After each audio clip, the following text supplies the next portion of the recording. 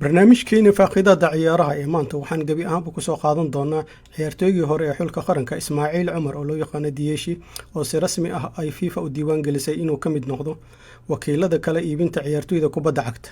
haddaba Diyeeshi oo ka hadlaya waxa ku dhaliyay inuu ka mid noqdo wakiilada ciyaartooyda kubadda cagta iyo waliba fursadda ay ciyaartooyda Soomaalida ay heli karaan ayaa wuxuu yiri saaxiibkay Maxamed waa ku salaamay Maxamed Basuro waa ku salaamay dhamaantiin adiga asxaabtaada.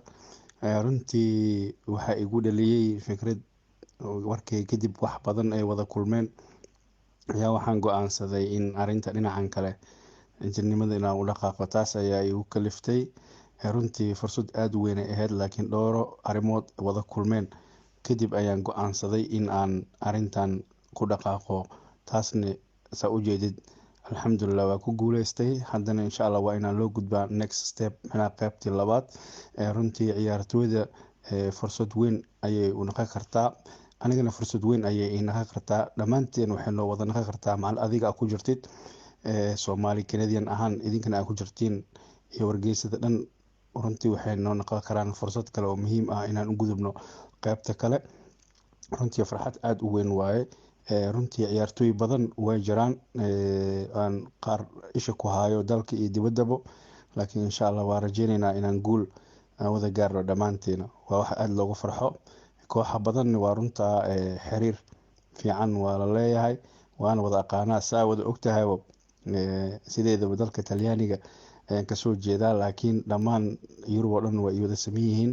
walow xoogooda kuwa Talyaaniga aad aqoon fiican ugu leeyahay, laakiin way wada sameeyeen dhammaan.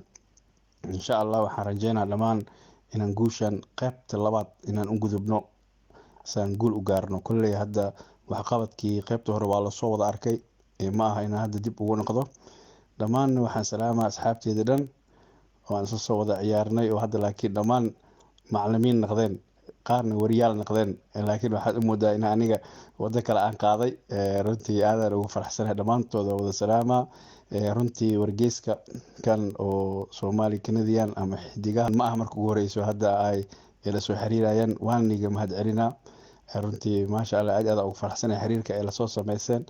daawadayaal barnaamijkeena ciyaaraha ee maanta ayaan halkan kusoo gabagabeynaya. waxaan idinla socodsiinaya anigoo ah Maxamed Busuri. waad ku mahadsantihiin daawashadiina. intayna dib u kulmi doono nabadgelyo.